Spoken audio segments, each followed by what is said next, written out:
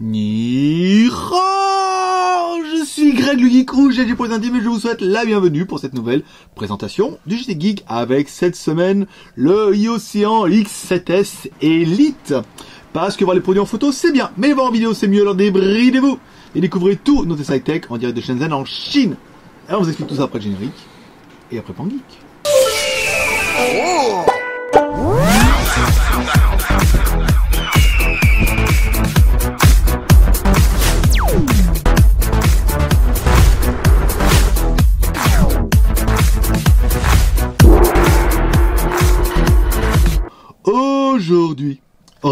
Aujourd'hui, on va tester le Hyoscyan X7 Elite. Alors le Hyoscyan X7 Elite, pour ceux qui ne connaissent pas, c'est simplement un Hyoscyan X7 qui a été boosté, upgradé, toujours un écran Full HD, mais là on est passé avec de l'octa-core et c'est un téléphone qui, il est vrai, sur le papier, déchire un petit peu quand même, hein, il n'y a pas à dire. Le téléphone est disponible en blanc, il est également disponible en noir, comme vous pouvez le voir là-bas. On va bouger un petit peu la boîte, voilà, vous le verrez. Mais ce qui vous intéresse d'abord, c'est d'avoir ce qu'il y a dans la boîte. Donc dans la boîte, on va retrouver forcément le Hyoscyan soit en noir, soit en blanc. On retrouvera une coque de protection en plastique, vous voyez, en rigide, hein, c'est du TPU rigide. On retrouvera un câble USB micro USB, un chargeur secteur en prise française, et enfin la batterie, plus un film protecteur. Alors, il n'y en a pas de collé hein, sur l'écran, donc il faudra vraiment mettre celui-là en plus. Par contre, pas de kit piéton. Ensuite, au niveau de l'appareil, eh ben, il est plutôt joli hein, avec cette coque un peu qu'on avait vu nous. Alors au début, on pensait avant, quand on était jeune, on se disait tiens, on peut pas l'ouvrir et tout. Et en fait, si, on peut l'ouvrir et c'est plutôt bien fait, c'est assez intelligent. C'est vrai qu'une fois fermé, on a vraiment d'avoir l'impression d'un téléphone qui n'est pas, dont la batterie ne serait pas mobile, donc on pourrait pas voir l'intérieur. Donc à l'intérieur, on va retrouver un emplacement micro SD ici, pour lequel je suis en train de me rendre compte que j'ai oublié la micro SD. Ça, c'est ballot. Ensuite, on aura bien un emplacement SIM ici et un emplacement micro SIM. Ça sera plutôt pas mal aussi. Ensuite, on aura une batterie de 2000 mAh, ce qui paraît cohérent, parce que la batterie est costaud, mais 2000 mAh, c'est pas mal. Ici, donc, on a bien le Hyoscyan X7S. Donc après, Elite, je vous laisserai le traduire du chinois vers le français pour vous. Il est en 86. Bon, ça, c'est pas très grave. On va essayer de mettre la batterie à l'endroit. Voilà, ça fermera mieux. Le cache est plutôt de bonne facture. Voilà, pas mal. Vous voyez, une fois qu'il est fermé, une fois qu'il est bien fermé, on a vraiment l'impression qu'on peut pas ouvrir le téléphone. C'est plutôt bien, vous voyez, l'ouverture est ici. C'est plutôt sympa. Alors, sur le côté droit, bouton volume, bouton power on-off surtout. Sur le côté gauche, bouton volume plus-moins. Sur le dessus, un jack 3.5. Sur le dessous, une connectique micro USB avec un microphone, ce qui est plutôt intéressant.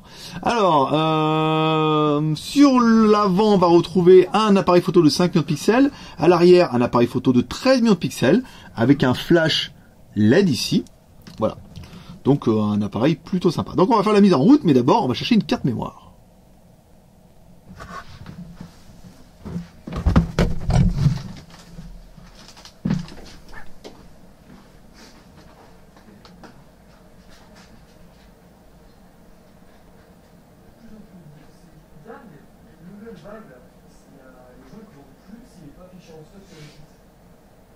Les gens sont méfiants depuis le truc des M3 là.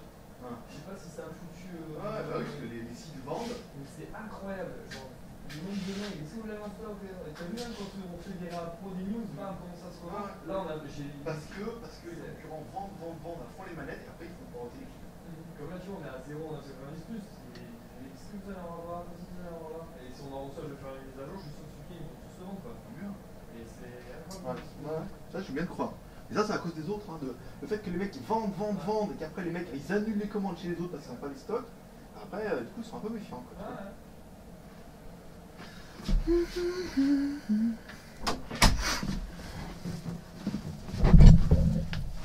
1, 2, 3. Donc voilà, en fait, magie du cinéma, on a mis nous la carte mémoire. Ouais, trop bien. On a mis, hop là, on l'a mis dans le téléphone, on a allumé. Ah, trop bien, trop génial. On va éteindre la lumière. Voilà, on va attendre que la caméra comprenne un petit peu qu'on s'est mis dans le noir, Gigi. Oui, parce qu'on est entre nous, c'est la main. Bon, non, c'est pas ça. Alors ensuite, les IMEI. Alors, étoile dièse 06 dièse. IMEI en 86. On vous rappelle, les IMEI en 86 ne posent plus de problème depuis que les opérateurs en France vendent également des téléphones. On va le mettre en automatique, voilà, ça sera un peu plus léger. Depuis que les opérateurs en France vendent des téléphones avec les IMEI en 35 ou les IMEI en 86. Voilà, l'angle est pas mal. On va essayer comme ça. Ouais, c'est pas mal aussi. Alors, étoile dièse, 364, 66, 33, dièse, étoile, de mémoire. Oh putain, j'ai fait tellement vite que, voilà, tout m'a dit. Alors, étoile dièse, 64, 66, ah ouais. Il y a un 6 de trop, 6, 33, dièse, étoile. J'ai fait un petit peu vite, voilà. Le mode ingénieur qui va me donner les fréquences. Alors, on vous rappellera, ça fera certainement le partie des tutos de lundi, pour vous expliquer un petit peu cette histoire de fréquences pour les noobs ou les gens qui ont envie de savoir. Alors il est bien GSM compatible avec toutes les fréquences, c'est pas mal. Et ensuite au niveau de la 3G, il est bien 800, 850, 900, 1900 et 2000. Voilà, là il n'y a plus de secret, le téléphone est bien compatible 3G 900 et 2000, 2100, c'est la même chose. Hein. Après il n'y a pas de déclinaison pour celui-là. Donc là c'est plutôt bien, c'est-à-dire qu'on a un téléphone qui est enfin 3G 900. Ensuite, allez, on attaque par notre premier personnage exceptionnel, qui est...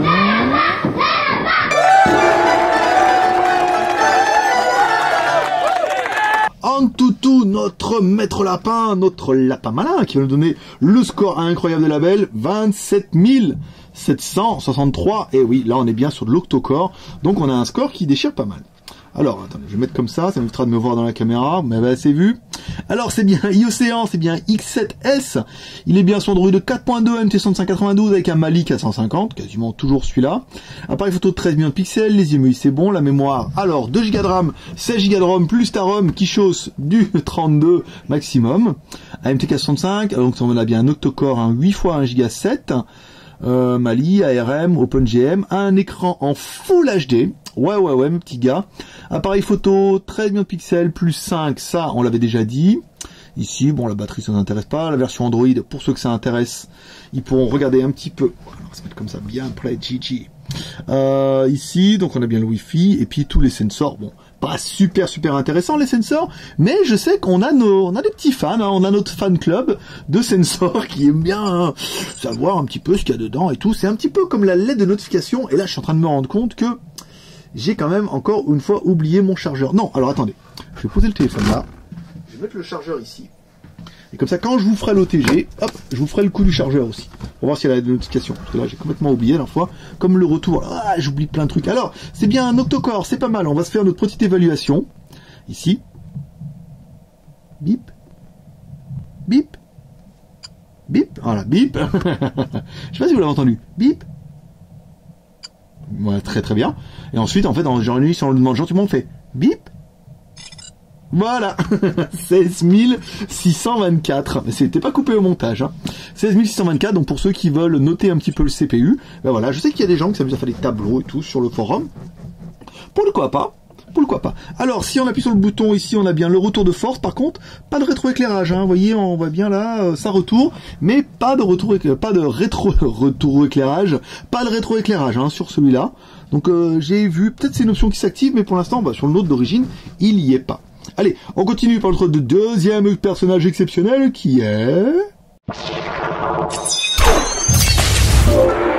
Hi, boys and girls. Maître Pouce, l'homme à la mèche. Alors, l'homme à la mèche qui va nous donner la taille de l'écran. Bon, bah non, c'est juste une formalité, cette histoire, hein.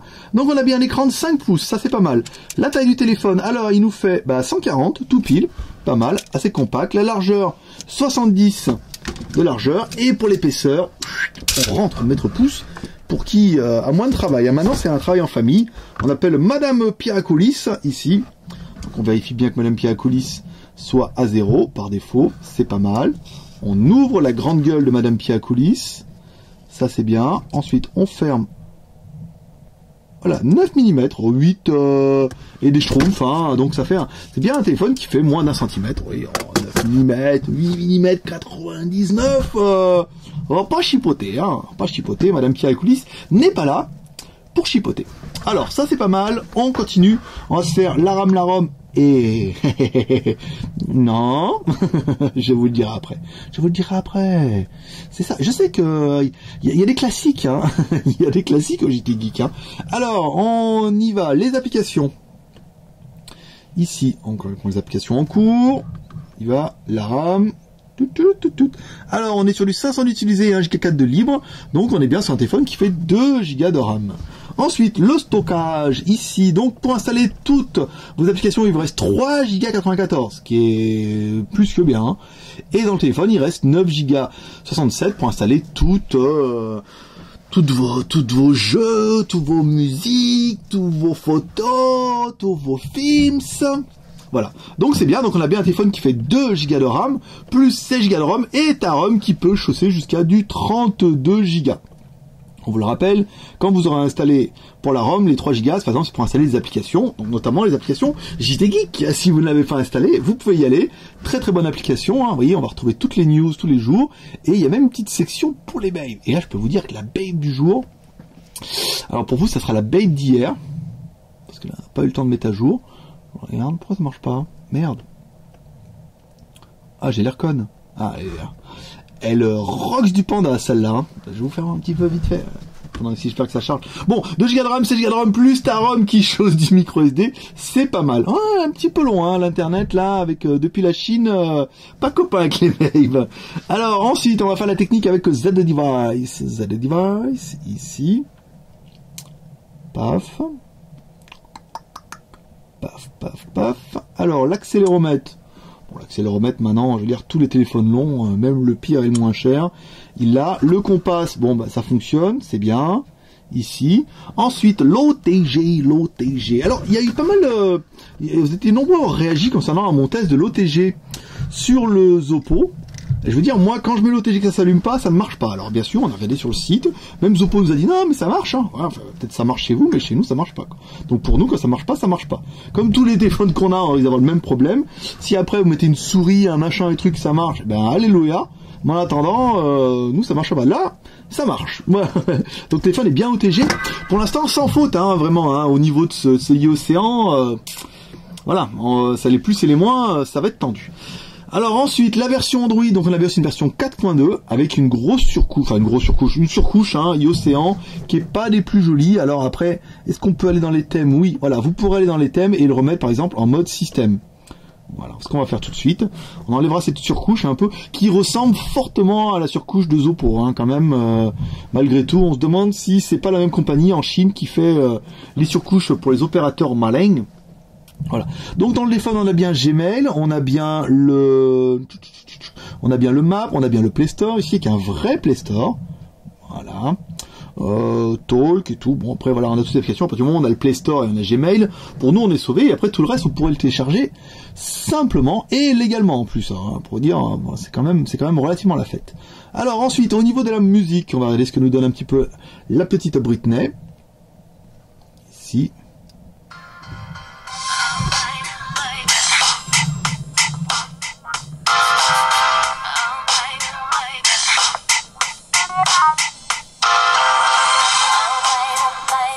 Eh ben c'est pas mal.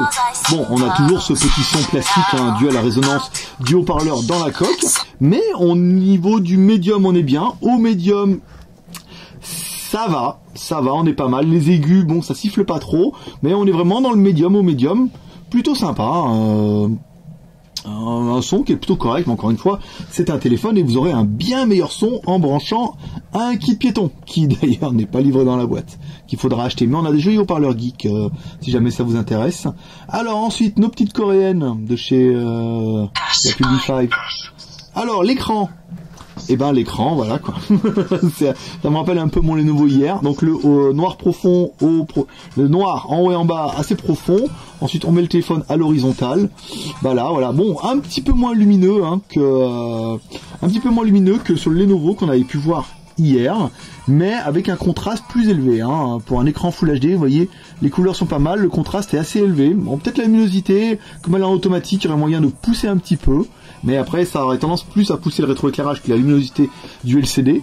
Mais un écran qui est magnifique. Hein. Je veux dire, avec les écrans Full HD, les nouvelles générations, là, puis avec les petites coréennes dedans, je veux dire, elle me plaît bien. Hein. Cette petite en rose, là, je veux dire, voilà quoi, c'est elle, c'est elle. Là. Je sais pas si elle est vraiment rose. Elle, là, ici.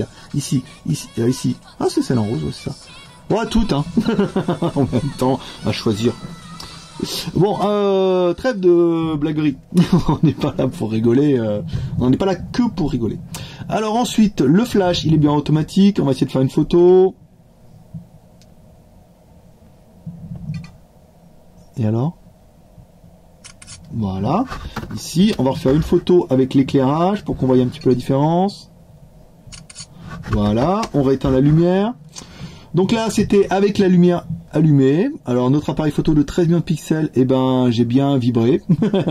J'ai bien vibré. Est-ce que j'aurais moins vibré avec le flash? Ah ouais, regardez, avec le flash, tout de suite. Hop là, reviens ici.